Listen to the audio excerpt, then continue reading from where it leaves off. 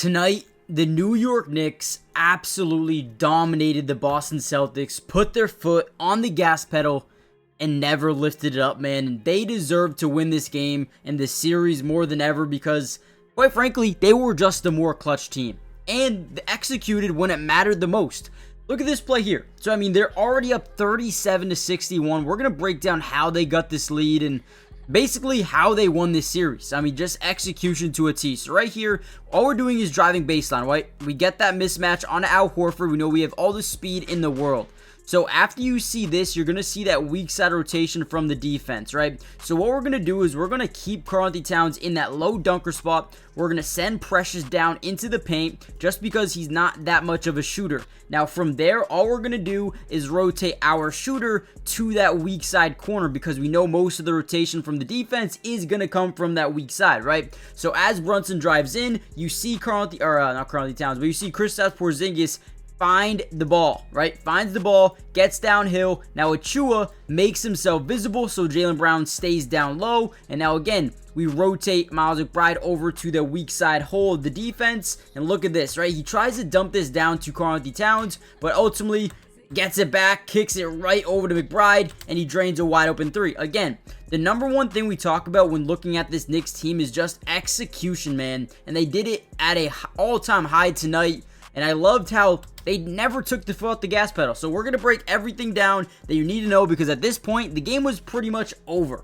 Now, another big shout out to Miles McBride because he started off the second quarter absolutely lights out. Look at this play. So we're going to set up a high DHO between Josh Hart and Miles McBride. All we're doing here and all that stands for DHO is a dribble handoff, right? This puts a lot of pressure onto that defense to either switch or fight over the screen. And as we hand that ball off, we do a really good job, right, getting that initial screen. And look at the quickness of Miles McBride to just get this shot up right when he catches. It puts so much pressure onto this defense because what you see is Derek White initially go under. He's starting to follow, but he goes really under. He doesn't go over to prematurely switch. Well, if you don't prematurely switch, boom, you're done. You give up a lot of space. McBride just, gets a great look and it hits a good shot, man. All right, here's one of my favorite plays of the night just because it's so simple, but they were 2 steps ahead of the Celtics all night, okay? I'm going to show you why. So we're going to start off with this high screen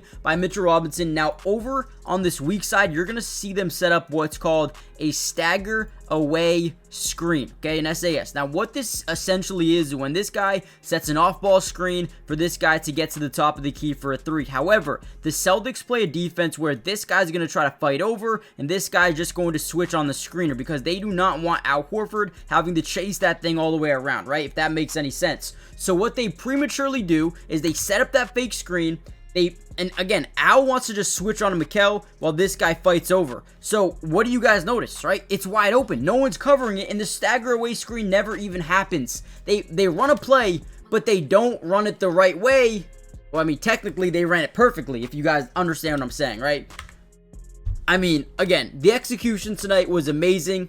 They were not, seeing that one coming. And again, they took advantage of it. And then you just have the magic of Jalen Brunson. Look at this play. So, first thing you notice is we're getting a double drag. Now, what is a double drag? Now, this is essentially a screen where we get 2 guys, one being the big man you see in Mitchell Robinson, and then you get another screen downhill, or a back screen, I guess I should say, on Luke Cornett, the big man who's trying to switch over this thing in that drop zone coverage. He's going to end up just going right into OG Anunoby. Boom. Now, they have no shot blockers down low. Initially, this guy's trying to follow him down low and maybe get a chase down blocker, just contain that rim. But now that we're setting that screen here, now you're forcing Jalen Brunson in an easy matchup versus 2 other guards where, again, Jalen Brunson is one of the most unique players in the NBA because he can score over anybody. Especially if it's not a big man, right, up and under, and then look at the English on that thing to finish it. It is unreal what they were doing tonight. And before we get any further into this video, guys, do me a favor, hit that like button. I am a Celtic fan, okay? So the fact that I'm making this video, congratulations, okay? I'm defeated, I'm demoralized, but I'll tell you what, the Knicks were the better team, and I'll tell you why. They executed, they were clutch, and they won games in the last couple of minutes. The Celtics led a lot of this series, but the Knicks didn't care. They never gave up. They fought back in every single game. When you do that, you have heart. And when you have heart, you deserve to win championships. I'm just going to be honest with you, right? So hit the like button. Subscribe to the channel if you are new. It is free. It doesn't cost anything. And guys, got you covered. Knicks film analysis, Knicks videos throughout the rest of the playoffs. And I'm honestly rooting for the Knicks right now, man. Beat the Pacers. Beat the Pacers. Beat the Pacers. And with that being said, comment down below P2 if you want more of these videos. And with that being said, let's kind of dive into some more film. All right, another big time play here by the Knicks. We're setting the literal definition of a high pick and roll, right? You see us doing it at that half court line. We're putting a lot of pressure on Luke Kornet. So once we set that screen, we want to essentially sprint to the basket. Okay, because the one thing that we know, Jalen Brunson is so quick, he's going to get this defense to rotate over, even if it's just slightly, right? Even if just for a split second, we get the big to rotate up. Now we get what we call a pocket, right? A pocket opens up between Jalen Brown's front leg and the front leg of Luke Kornet. Boom. This pocket opens up. If we hit this guy either over the head pass or on a bounce pass, we essentially call this a little pocket pass, right? And it's beautiful because they put two of the smallest guys here, right? And I'm actually going to back it up just a step, okay? So what the Knicks did was they said, okay, let's attack some of the guards. So we put OG Anunoby in the corner, and we get Mitchell Robinson, who has Drew Holiday on him, right? On the outside. You don't just put Mitchell Robinson down there or up here for nothing.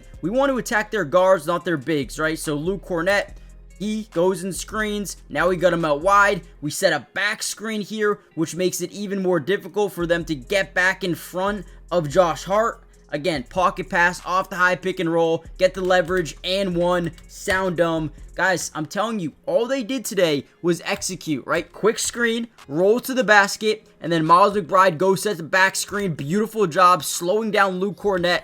Boom, and one. How do you stop that?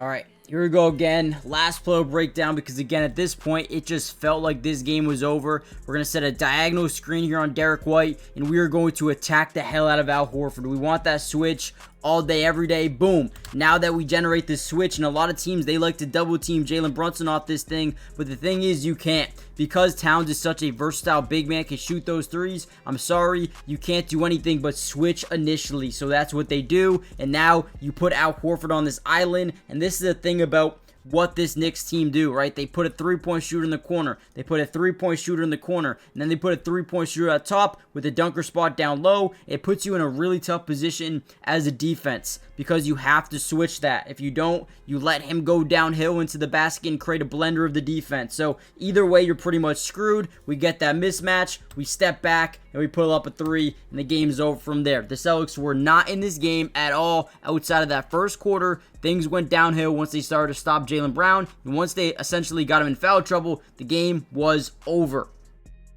Knicks won this game fair and square. They won the series fair and square, and this was the better team. And again, I'm going to say it one more time. The Knicks deserve to win it all, man. Or at least the next series. The Thunder, the Nuggets, the T-Wolves are all really good teams. Either way, it's going to be a great, great NBA playoffs. And congratulations, Knicks fan. Keep going, man. Keep going. Appreciate you guys. I'll see you in the next one. Peace.